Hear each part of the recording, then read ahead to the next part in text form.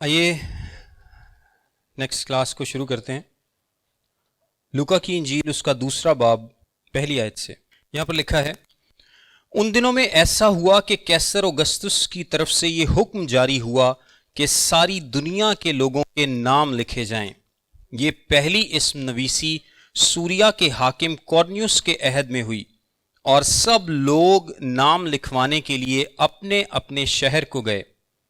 پس یوسف بھی گلیل کے شہر ناصرت سے داؤد کے شہر بیت لحم کو گیا جو یہودیہ میں ہے، اس لیے کہ وہ داؤد کے گھرانے اور اولاد سے تھا، تاکہ اپنی منگیتر مریم کے ساتھ جو حاملہ تھی نام لکھوائے۔ جب وہ وہاں تھے تو ایسا ہوا کہ اس کے وضع حمل کا وقت آ پہنچا، اور اس کا پہلوٹا بیٹا پیدا ہوا، اور اس نے اس کو کپڑے میں لپیٹ کر چرنی میں رکھا، کیونکہ ان کے واسطے سرائے میں جگہ نہ تھی۔ ان آیات میں ایک بڑی ہی اہم تاریخ ہسٹری پائی جاتی ہے، اور آج ہم تھوڑی سی ہسٹری پر بھی غور کریں گے، تھوڑی سی نہیں بلکہ جو زیادہ وقت ہے وہ ہسٹری پر ہی غور کریں گے، تاکہ ہم اس ہسٹری کو سمجھ پائیں، تاکہ ہم اس تاریخ کو سمجھ پائیں، کیونکہ بچپن سے آپ بھی اور ہم بھی دیکھتے چلے آ رہے ہیں کہ کس طرح سے کرسمس پر پلیز کیے جاتے ہیں، بہت سارے ڈرامے اور اس طرح سے پیش کیے جاتے ہیں، اور وہ بڑے سمپل ہیں کہ وہ سرائے میں گئے ہیں دونوں، قدسہ مریم اور یوسف، اور ان کے لیے سرائے میں جگہ نہیں ملتی، بلکہ اکثر دکھایا جاتا ہے کہ وہ ایک سرائے کا مالک جو ہے وہ بڑا سخت طبیعت کا مالک ہے، جو اس کا مالک ہے سخت طبیعت رکھتا ہے، اور وہ جھڑک دیتا ہے، اس کو کہتا ہے کوئی جگہ نہیں ہے یہاں پہ، اور رشتہ دار بھی اور مختلف ڈرامے اس طرح سے بنائے جاتے ہیں۔ لیکن میں چاہتا ہوں کہ ہم اس کی تاریخ پر غور کریں، تھوڑا سا ہم اس کو ڈیٹیل میں جانیں اور سیکھیں، اس حکم کے پیچھے کیا تھا۔ پہلی آیت میں لکھا ہے، ان دنوں میں ایسا ہوا کہ کیسر اوگستس کی طرف سے یہ حکم جاری ہوا کہ ساری دنیا کے لوگوں کے نام لکھے جائیں۔ اب یسوع مسیح کی پیدائش سے ریلیٹڈ اگر تاریخ ہم جاننا چاہتے ہیں تو لوکا نے صرف اتنا سا ہنٹ دیا ہے کہ ان دنوں میں بعض اوقات لوکا جو ہے وہ بہت ہی اسپیسیفک ہوتا ہے لکھتے ہوئے کہ فلاں بادشاہ کے فلاں سال میں یہ ہوا، اور اس کی مثال ہم دیکھتے بھی ہیں کہ کبھی کبھی وہ بہت زیادہ اسپیسیفک ہے کہ اس بادشاہ کے دور حکومت کے اس سال میں یہ واقعہ ہوا، لیکن کبھی کبھی لوکا اتنا اسپیسیفک نہیں ہے۔ مے بی کہ جب اس نے یہ انجیل لکھی تو سارے لوگ جانتے تھے کہ یہ کس دور کی بات کی جا رہی ہے، اس دور کے لوگ جو ہیں وہ جانتے ہوں گے کہ یہ کب کی بات کی جا رہی ہے۔ اس نے ایک چھوٹی سی نشانی دی ہے، سوریا کے حاکم کورنیوس کے عہد میں ایک اسم نویسی ہوئی، اور یہ کون سی اسم نویسی تھی؟ پہلی اسم نویسی تھی، پہلی اسم نویسی۔ آئیے تھوڑا سا تاریخ پر غور کرتے ہیں۔ جو رومن ریپبلک ہے، یعنی روم کا جو ملک ہے، اس پر پہلے بادشاہی کس کی تھی؟ پہلا بادشاہ کون تھا اس کا؟ کیسر اوگستس۔ روم کا پہلا ایمپرر کون تھا؟ کیسر اوگستس۔ لیکن کیسر اوگستس سے پہلے ان کا جو سسٹم تھا وہ جنرلز کے ذریعے، سینٹ کے ذریعے چلتا تھا، یعنی کوئی ایک ایمپرر نہیں تھا، لیکن سینٹ جو تھی ان کی، اس کے پاس بہت زیادہ پاور تھی۔ جس طرح آج کل ہمارے قومی اسمبلی ہے یا سینٹ پائی جاتی ہے، یا امریکہ میں کانگریس ہے، یا مختلف اس قسم کی لیجسلیٹو باڈیز ہیں، تو جو سینٹ ہے اس کے پاس بہت زیادہ پاور تھی۔ اور جو جولیس سیزر ہے، میں چاہتا ہوں کہ ہم جولیس سیزر سے آغاز کریں، اس سے پیچھے نہیں ہم جاتے۔ جولیس سیزر ایک بہت ہی تگڑا حکمران تھا، لیکن وہ ایمپرر نہیں تھا۔ جولیس سیزر، سیزر کیا ہے؟ جولیس سیزر کیا ہے؟ ایک بہت ہی تگڑا وہاں پر جنرل ہے، لیکن وہ ایمپرر نہیں ہے، وہ دو اور لوگوں کے ساتھ مل کر وہاں پر اپنی حکمرانی کو بناتا ہے یا حکومت کو چلا رہا ہے، لیکن بہت سارے معاملات جو ہیں وہ سینٹ کے ہاتھ میں تھے۔ سینٹ جو ہے وہ ملک کو چلاتی تھی، اور بہت سارے فیصلے جو ہیں وہ سینٹ ہی کیا کرتی تھی، اور سینٹ میں سینکڑوں ممبر تھے، ان کے بہت زیادہ ممبرز تھے، اور ایلیٹ کلاس تھی، مختلف ان کے کرائیٹیریاز تھے جس سے وہ سینٹ کے ممبرز چنتے تھے، اور وہی تقریباً ملک کو چلا رہے ہوتے تھے۔ اب یہ جو جولیس سیزر ہے، اس نے کیا کیا کہ اس نے بہت ساری فتوحات بھی کی، اس نے تھوڑا سا روم کو ایکسپینڈ بھی کیا، لیکن اس کے اپنے کوئی اولاد نہیں تھی، کوئی جائز اس کے اولاد نہیں تھی۔ اس نے مصر کی ملکہ جس کا نام کلوپترا تھا یا کلیوپیٹرا، آپ نے نام سنا ہوگا اکثر.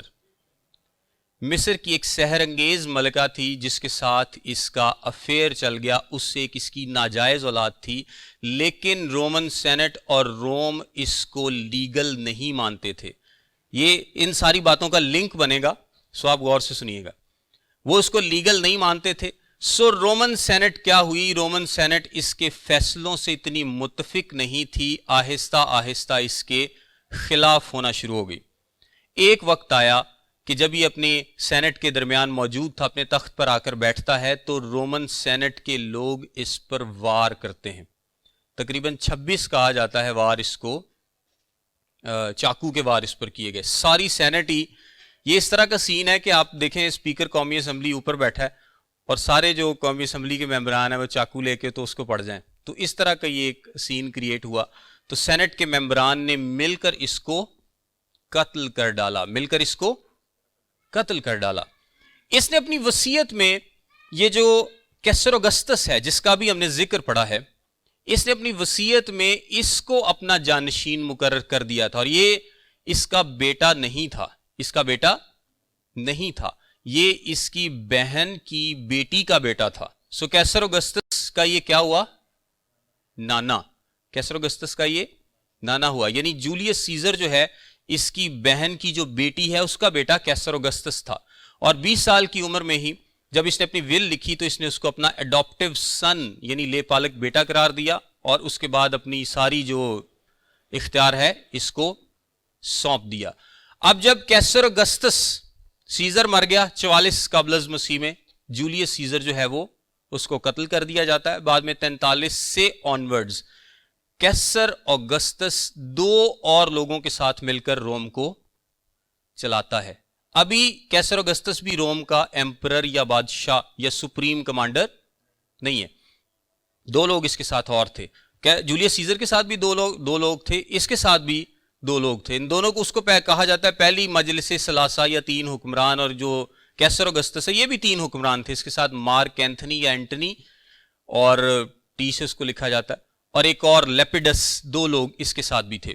تو یہ 3 لوگ روم کو مل کر چلانا شروع ہو گیا. اب سینٹ سارے معاملات اپنے ہاتھ میں رکھنا چاہتی تھی, کیونکہ انہوں نے جولیس سیزر کو بھی اسی لیے قتل کیا تھا کیونکہ وہ سینٹ کے ہاتھ سے نکلتا جا رہا تھا, لیکن وہ عوام میں بڑا مقبول تھا. تو عوام کیا ہوئی, عوام ساری کی ساری سینٹ کے خلاف ہونا شروع ہو گئی, اور انہوں نے جولیس سیزر کو بڑے اعزاز کے ساتھ خود ہی دفنایا, خود ہی سارا کچھ کیا. اب کیا ہے کہ کیونکہ جولیس سیزر نے کیسر اگسطس کو نامینیٹ کیا تھا, سو سپورٹ کس کو مل گئی, ساری کیسر اگسطس کو.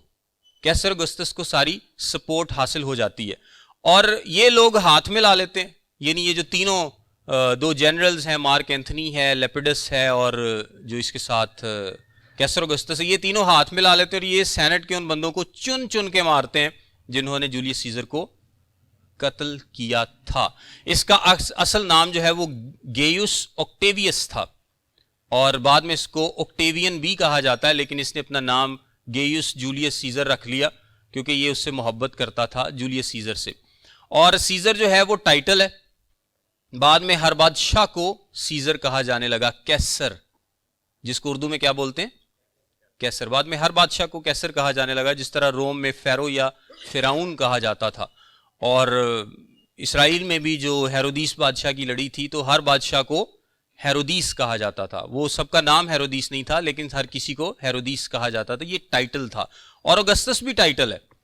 جو ہمارا جولائی کا مہینہ ہے یہ جولیس کے نام پہ تھا, جولائی جولیس, اور اگسطس کا مطلب ہے کہ ہائیلی آنرڈ, بڑا ہی عظیم کوئی انسان. اگسطس اس کو ٹائٹل یعنی گیوس اوکٹیویس اس کا نام تھا, اس کو اگسطس کہا جانے لگا. اس کو یہ ٹائٹل رومن سینٹ نے دیا تھا, مطلب کہ اس کی بہت زیادہ عزت ہے, اور اسی سے اگست کا مہینے کا نام جو ہے وہ چلا. بہرحال یہ موضوع نہیں ہے. یہ بڑا طاقتور ہو رہا تھا, اور اس نے اپنی بہن کی شادی مارک اینتھنی سے کر دی جو اس کے ساتھ کا دوسرا حکمران تھا. اب ان چیزوں کا ایک بڑا زبردست لنک آگے بننے جا رہا ہے, اس لیے میں آپ کو کہہ رہا ہوں کہ غور سے سنیے گا. اس نے اپنی بہن کی شادی کس سے کر دی, مارک اینتھنی سے جو اس کے ساتھ کا حکمران تھا. اور پہلے تو لیپیڈس فارغ ہوا ان تینوں لوگوں میں سے, اس کے بعد جو مارک اینتھنی ہے اس کو محبت ہو گئی اگین کلیوپیٹرا سے. क्लोपत्रस, वो बड़ी ही सैरंगेज थी, वो हर किसी को पीछे लगा लेती थी. जिस तरह जूलियस सीजर उसके पीछे लगा था, इस तरह जो मार्क एंथनी है ये भी उसके पीछे लग गया, और उसकी सारी तवज्जो कहां पर चली गई बताएं? मिस्र की तरफ, क्योंकि वो मिस्र में हुक्मरान थी. उसने इसकी बहन को तलाक दे दी. जब उसका चक्कर उसके साथ चला है तो उसने जो कैसर ऑगस्टस है इसकी बहन को तलाक दे दी. अब इसकी बहन को तलाक दी, इसको इस बात का भी गुस्सा था, फिर और भी एक चीज का गुस्सा था कि जो मार्क एंथनी है उसकी सारी तवज्जो अब यहां पर हुक्मरानी करने की बजाय कहां पर थी? मिस्र की भलाई की तरफ. उसकी सारी तवज्जो क्लियोपेत्रा की तरफ थी और मिस्र की तरफ थी. वो उन्हीं सोचों में मगन रहता, उसी के पास ही रहता, उसका इधर कोई ध्यान नहीं था. जब उसने देखा कि अब मामला जो है वो हाथ से निकलते जा रहे हैं, तो उसने एक जंग की. 31 कबल मसीह का साल है, इसको बैटल ऑफ एक्टियम बोलते हैं, और ये पानी में लड़ी गई जंग थी. और मिस्री बेड़े भी बड़े स्ट्रांग थे, और लेकिन जो कैसर ऑगस्टस है ये भी इधर से बहुत स्ट्रांग हो चुका था, और लेपिडस जो उनका तीसरा साथी था वो तो पहले ही फारिग हो गया ना, और अब ये 2 लोग रह गए थे. इसने मार्क एंथनी को शिकस्त दी. बैटल ऑफ एक्टियम बड़ी मशहूर जंग है. इस जंग में इसने मार्क एंथनी और क्लियोपेट्रा को शिकस्त दे दी. उनका बहुत ज्यादा नुकसान हुआ और वो मिस्र में वापस भाग गए. थोड़े अरसे बाद ही दोनों ने खुदकुशी कर ली. इसके रिगार्डिंग बहुत सारी टेल्स मशहूर हैं, क्लियोपेट्रा से भी और मार्क एंथनी से भी, और सारे वाकयात से भी आप खुद रिसर्च कर सकते हैं, हमारे टॉपिक से बड़ी दूर निकल जाएगी. तो उन दोनों ने खुदकुशी कर ली. अब ये वाहिद हुक्मरान था 31 कबल मसीह से लेकर 14 बाद अज मसीह तक. 45 साल कैसर ऑगस्टस हुक्मरान रहा. 45 साल कैसर ऑगस्टस हुक्मरान रहा, जिसका नाम गेयुस ऑक्टेवियस था. लिखने की जरूरत नहीं है जूम पे भी किसी को, क्योंकि ये सारा मवाद यहां पे लिखा हुआ है. अब 45 सालों में इसने बहुत ज्यादा काम किया, जिसमें सबसे जो बड़ा इसका काम था, यानी ये रोम का शहंशाह था, और रोम जो है वो इसराइल पर तसल्लुत रखता था, यानी इसराइल पर काबिज था. जूलियस सीजर के जो साथ का दूसरा जनरल था, जिसको पॉम्पे बोलते हैं, उसने इसराइल पर कब्जा किया था, और वो भी तकरीबन 63 कबल मसीह में. उस वक्त से लेके अभी तक रोम इसराइल पर काबिज था. आप ये कह सकते हैं कि कैसर ऑगस्टस जो है वो इसराइल पर काबिज था 31 कबल मसीह से 14 बाद मसीह तक. ये तकरीबन 45 साल बनते हैं. 45 साल इस आदमी ने हुक्मरानी की. ये अपनी जिंदगी के शुरू में बड़ा ही सख्त था, जाबिर इंसान था, लेकिन बाद में आहिस्ता आहिस्ता ये नरम दिल होता गया. इसने बहुत बड़ा नेटवर्क बनाया रोड्स का.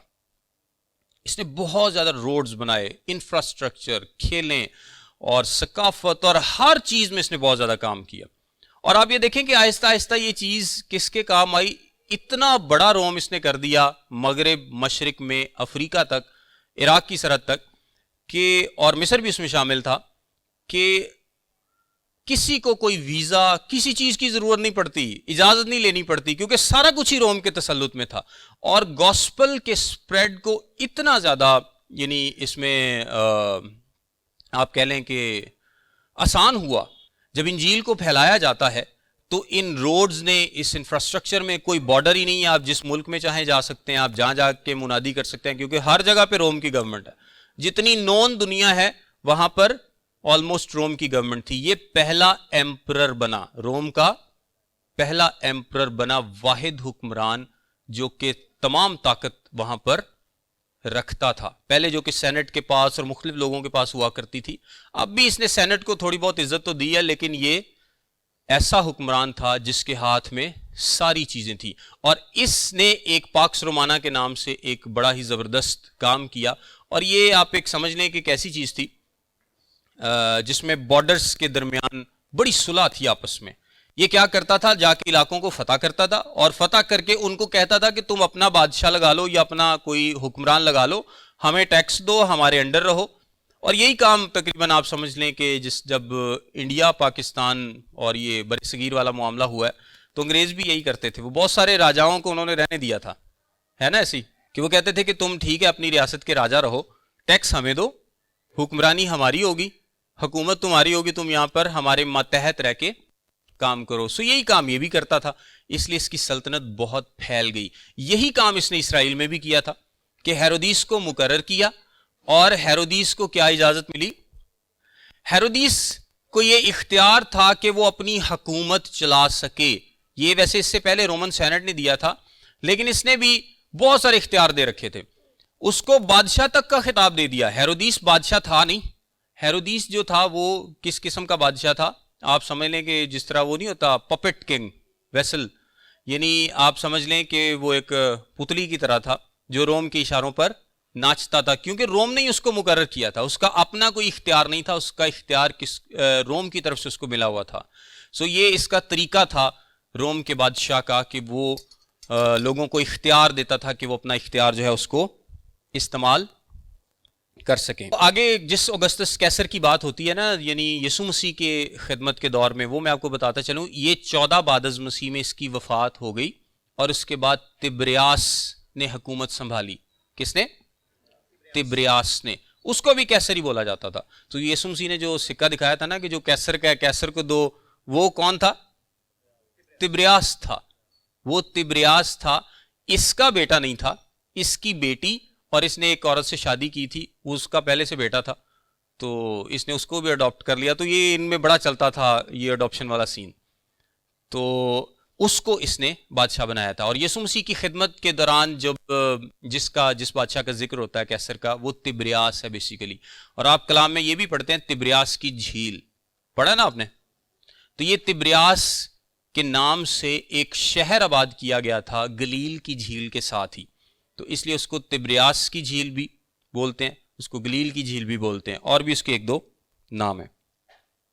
سو کیسر اگستس نے یہ کام کیا کہ اس نے بڑے ہی زبردست طریقے سے ملکوں میں ایکسپینڈ کیا, روڈز انفراسٹرکچر بنایا, لوگوں کو قریب لے کر آیا.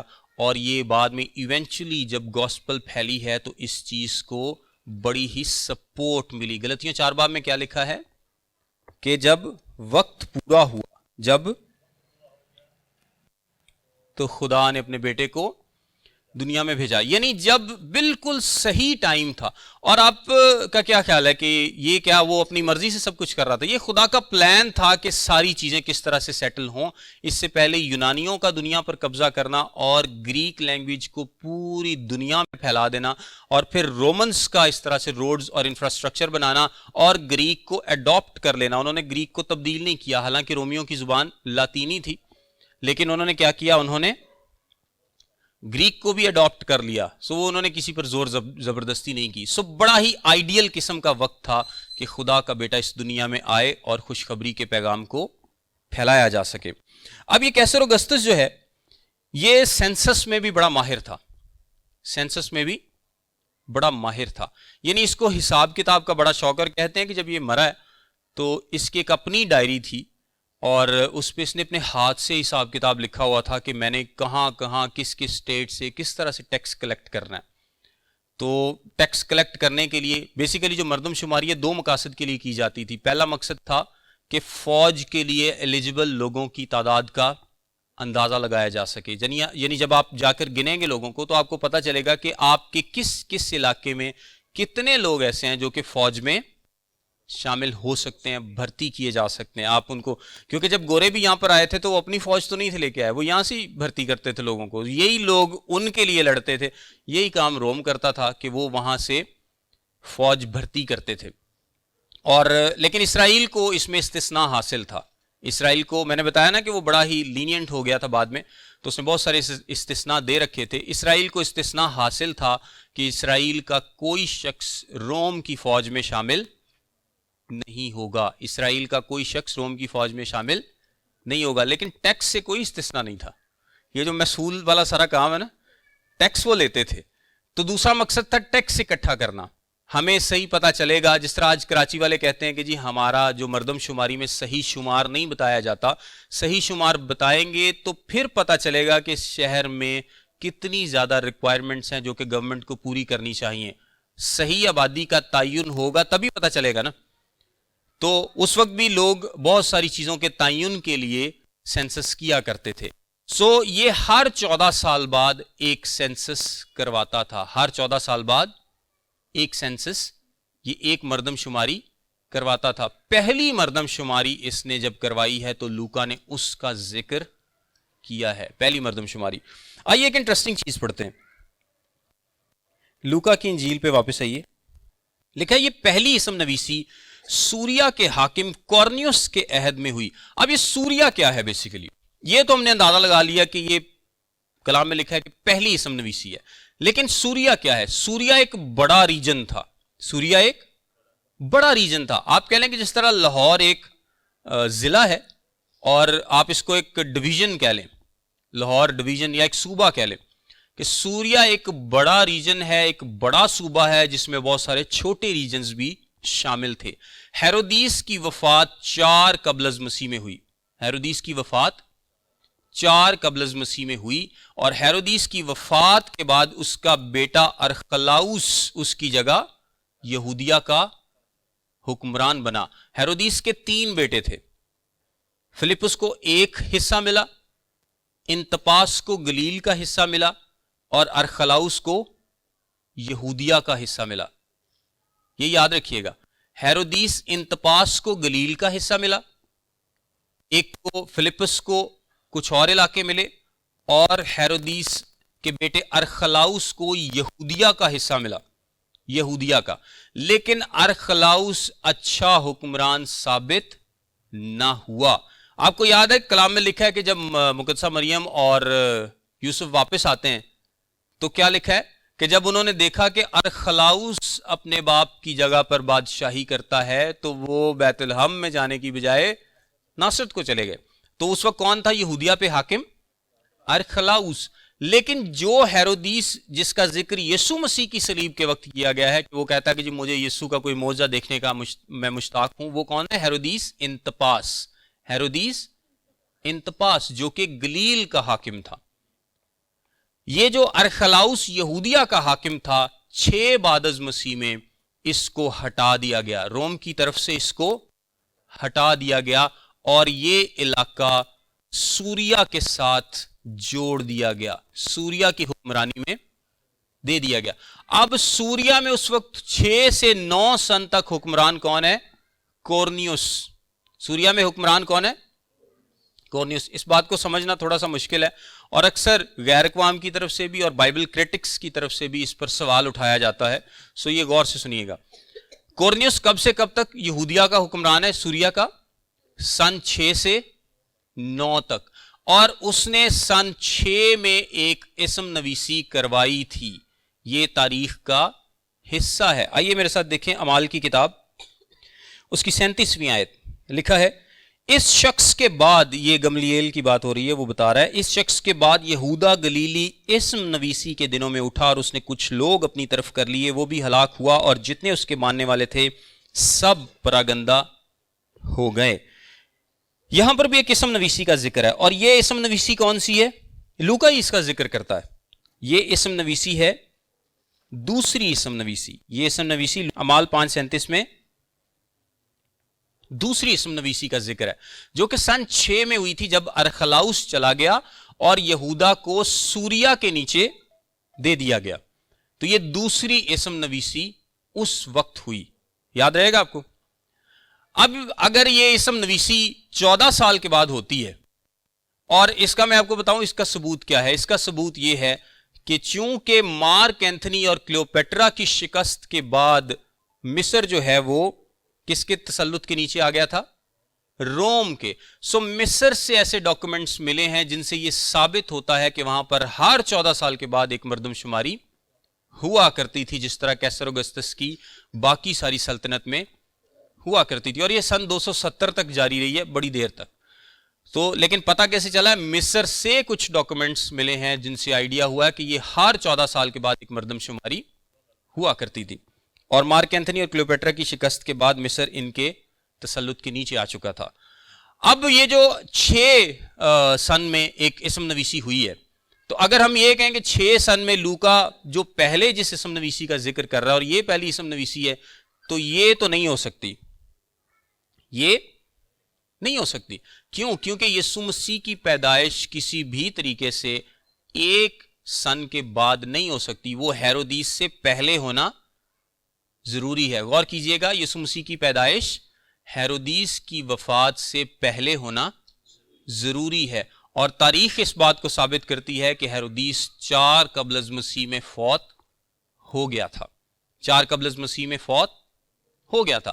اب اگر ہیرودیس 4 قبل از مسیح میں فوت ہوا اور یہ جو اسم نویسی ہے یہ ہو رہی ہے 6 بعد از مسیح میں، تو کتنے سال کا گیپ آ گیا؟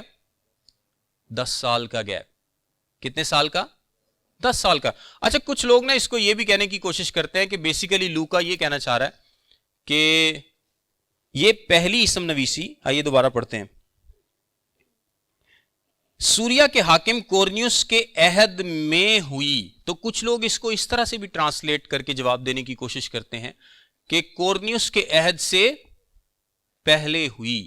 کورنیوس کے عہد سے پہلے ہوئی. وہ بیسیکلی کچھ لوگ اس کو اس طرح سے جسٹیفائی کرنے کی کوشش کرتے ہیں کہ بھئی کورنیوس تو حاکم تھا سن 6 سے 9 تک، اور اس نے اسم نویسی کب کرائی ہے؟ سن 6 میں. تو اگر اس نے اسم نویسی سن 6 میں کرائی ہے تو لوکا کس اسم نویسی کی بات کر رہا ہے؟ سوال ایک کھڑا ہوتا نا یہاں پہ. یہ غیر اقوام کے لوگ بھی اور بائبل کے کرٹکس بھی اس پر بہت زیادہ سوال اٹھاتے ہیں کہ جی کورنیوس جو تھا یہ سن 6 میں حکمران تھا اور اسم نویسی بھی اس نے سن 6 میں ہی کروائی تھی. تاریخ اس بات کو ثابت کرتی ہے. سو لوکا نے کوئی غلطی کر دی ہے خدا نخواستہ لکھنے میں، تاریخیں لکھنے میں کوئی شاید اس نے غلطی کر دی ہے. کچھ بائبل کرٹکس جو بائبل کے ناقدین ہیں وہ یہ کہتے ہیں، اور کچھ اس کو اس طرح سے جواب دینے کی کوشش کرتے ہیں کہ یہ اس نے میں نہیں بلکہ اس سے پہلے کی بات ہو رہی ہے کہ حاکم کورنیوس کے عہد سے پہلے ہوئی. کتنے سال؟ شاید 10 سال پہلے. لیکن میں آپ کو ایک بات بتاتا ہوں. 1764 آئی تھنک 1766 ٹیوولی ایک علاقہ ہے روم کے قریب.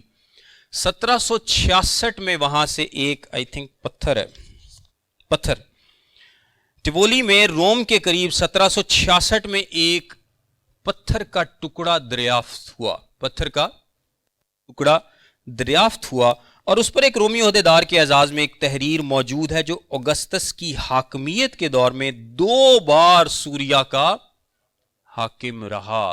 2 بار سوریا کا حاکم رہا، یعنی ایک دفعہ سن 6 سے 9 میں اور ایک دفعہ وہ پہلے بھی سوریا کا حاکم رہ چکا تھا. اور جس چیز کا یہاں پر ٹرانسلیشن حاکم کیا گیا ہے یہ گورنر بھی ہو سکتا ہے، ایک اوورال انچارج بھی ہو سکتا ہے، ملٹری انچارج بھی ہو سکتا ہے. یہ بڑا واسٹ ورڈ ہے. یعنی جو کورنیوس تھا یہ 2 بار سوریا کا حاکم رہ چکا ہے. اب یہ جو پرابلم ہے کہ جی سوریا کا حاکم کورنیوس تو 6 سن میں تھا اور اس کے بعد تھا 6 سے 9 تک، تو اس نے پہلی اسم نویسی کو 10 12 سال 14 سال پہلے کیسے کروا لی؟ تو اس کا مطلب کیا ہے کہ یہ حاکم 2 دفعہ رہا. وہ ایک دفعہ پہلے بھی حاکم رہ چکا تھا جس کا ذکر یہاں پر نہیں کیا گیا.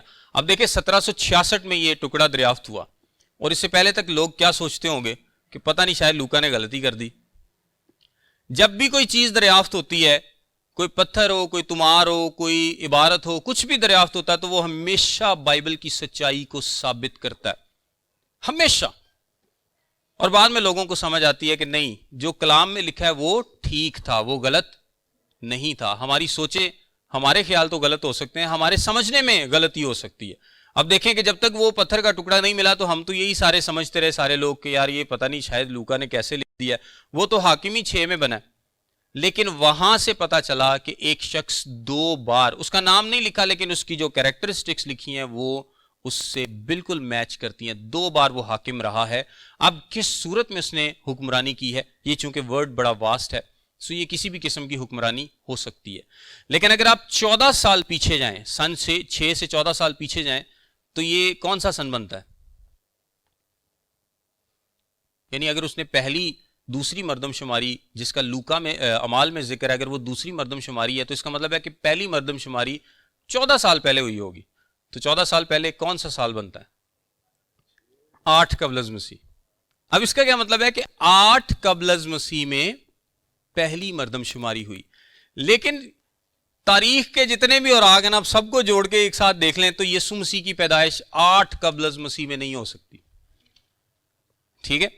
یسوع مسیح کی پیدائش کا جو بہترین اندازہ ہے وہ 6 منیمم اور 4 میکسیمم، یعنی سن 6 قبل از مسیح سے لے کے 4 کے درمیان کہیں یسوع مسیح کی پیدائش ہوئی ہے. یہ جو 4 سالوں کا فرق ہے یہ کیلنڈر کی وجہ سے پڑا ہے، کیونکہ اس وقت کوئی اتنے ایکوریٹ کیلنڈر نہیں تھے.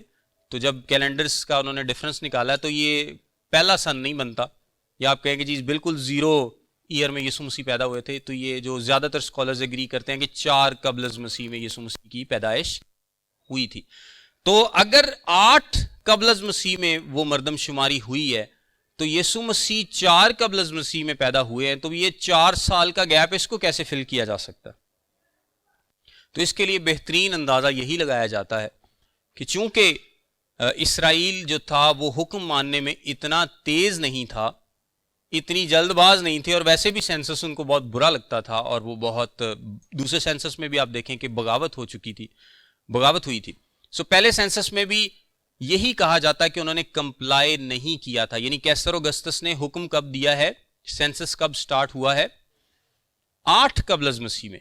اور یہ بھی کہا جاتا ہے کہ یہ علاقائی طور پر کیا جاتا تھا، مطلب ایک ہی وقت میں ساری دنیا کا نہیں بلکہ علاقوں کے حساب سے کیا جاتا تھا. لیکن اگر ایک بھی وقت میں کیا ہو تو جو اسرائیل ہے اس نے کمپلائی نہیں کیا،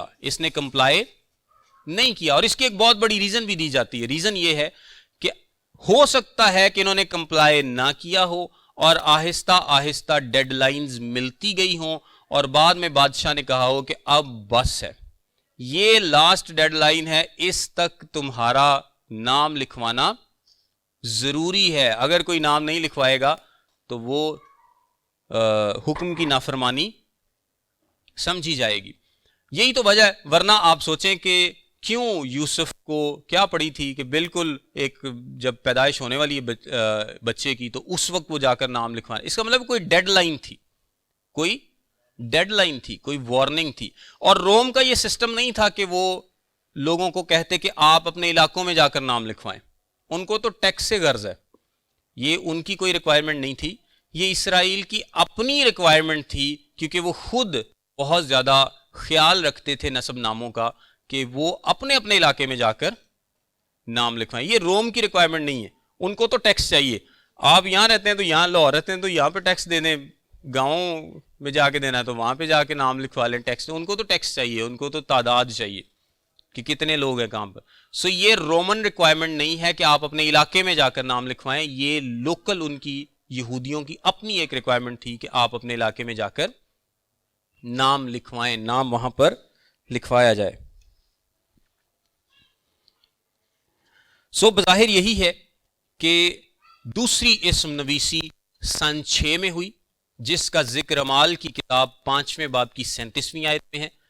اس سے پہلے 14 سال پہلے پہلی اسم نویسی 8 قبل از مسیح میں شروع ہوئی. اسرائیل نے تقریباً ٹال مٹول سے کام لیا اور سینسس نہیں کرائی. بعد میں ان کو ایک ڈیڈ لائن دی گئی. اب اس ڈیڈ لائن سے پہلے ان کا سینسس میں شامل ہونا ضروری ہے.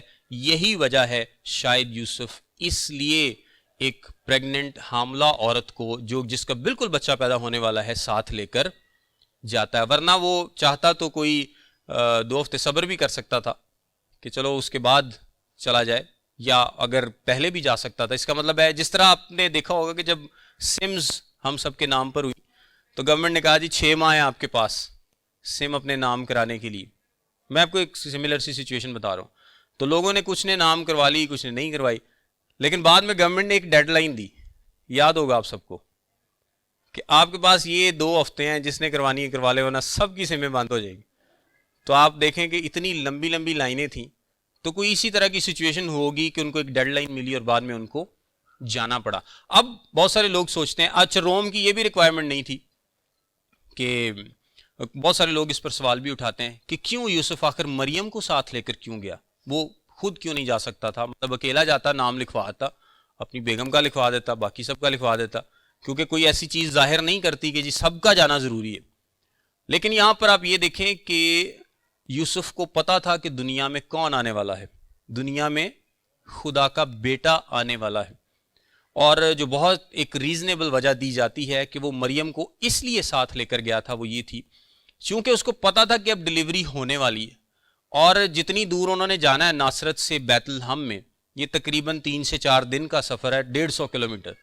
تو 150 کلومیٹر جب آپ پیدل جائیں گے یا کسی جانور پر سواری کریں گے تو 3 سے 4 دن آپ کو لگیں گے، اور حاملہ عورت کے ساتھ یہ ٹائم زیادہ بھی ہو سکتا ہے. تو اگر وہ اکیلا بھی جائے تو اتنے دن لگیں گے، اور واپسی پر بھی اس کو ٹائم لگے گا.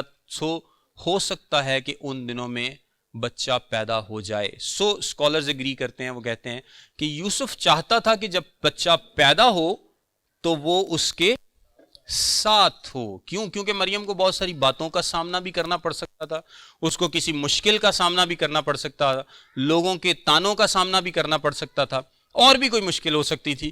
اور جب اس کو ذمہ داری دی گئی ہے، جب فرشتے نے اس کو کہا ہے، جب اس کو بتا دیا گیا ہے کہ یہ جو پیدا ہونے والا ہے یہ خدا کا بیٹا ہے، سو ہو ہی نہیں سکتا کہ یوسف جو کہ ایک راست باز سمجھدار شخص ہے وہ اپنی بیوی کو اکیلا چھوڑ دے کہ جب بچہ پیدا ہو تو وہ اس کے ساتھ نہ ہو.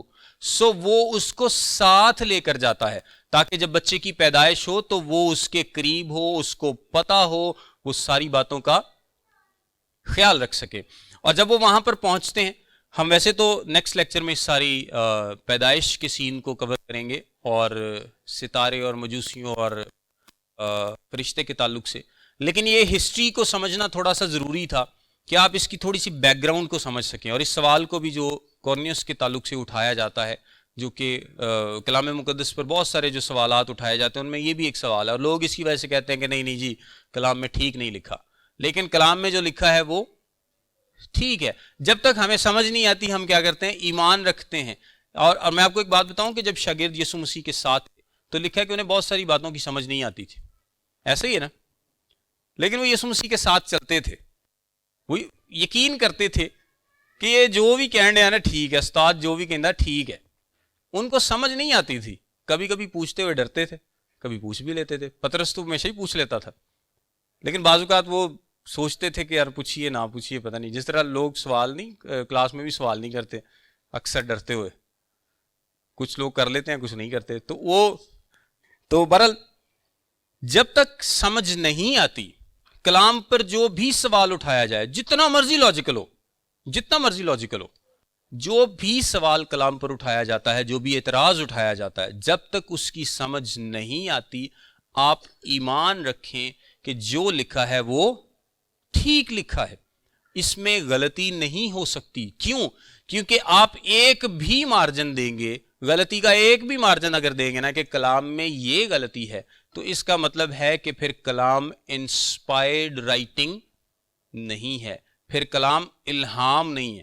اور اس کا مطلب ہے کہ اگر ایک غلطی ہے تو پھر بہت ساری غلطیاں ہو سکتی ہیں. اور یہ دیکھیں کہ لوکا نے درجنوں شہروں کے نام لکھے، پلیسز کے نام لکھے، لوگوں کے نام لکھے، حکمرانوں کے نام لکھے، اس نے بہت کچھ لکھا ہے، لیکن اس کی کوئی بھی بات غلط نہیں ثابت ہوئی. لوکا ایک بہت ہی میٹیکولس قسم کا ہسٹورین، بڑا ہی زبردست جو ہے وہ مورخ ہے. اس نے بہت ساری جگہوں کے، تاریخوں کے، لوگوں کے، عہدوں کے بہت سارے نام لکھے ہیں، لیکن اس میں سے کوئی بھی غلط ثابت نہیں ہوا. اعمال کی کتاب جب آپ دیکھتے ہیں تو آپ دیکھیں کہ اس نے کتنی زیادہ تفصیل لکھی ہے مختلف چیزوں کو لے کے. تو جب اس میں کوئی چیز آج تک غلط ثابت نہیں ہوئی تو اس نے جب یہ عہد کی بات کی ہے تو اس کا مطلب ہے کہ یہ بھی بالکل اس نے بات ٹھیک لکھی. ہمیں بعد میں سمجھ آئے، دیر سے سمجھ آئے، یا ہو سکتا ہے نہ سمجھ آئے، یہ ہمارا مسئلہ ہے، لیکن اس نے جو بات لکھی ہے وہ بالکل ٹھیک لکھی ہے. سو آپ کیسر اگسطس کے تعلق سے اور جولیس کیسر کے تعلق سے اور اس فرمان کے تعلق سے اور اس کی کمپلائنس کے تعلق سے ان نوٹس میں ضرور پڑھیں. خدا حافظ، آپ سب کو برکت دے.